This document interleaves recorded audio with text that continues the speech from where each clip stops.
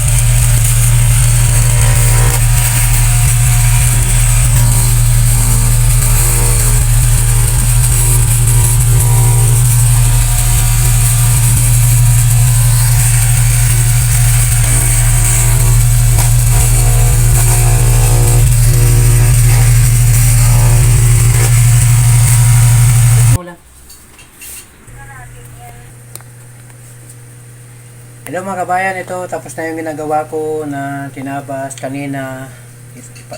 At ito papamimigay ko na ito po sa mga nahi. Itong baging ito ay kulay puti ang ribbings. At ito naman po ay blue. Dalawang kulay po kasi ito eh.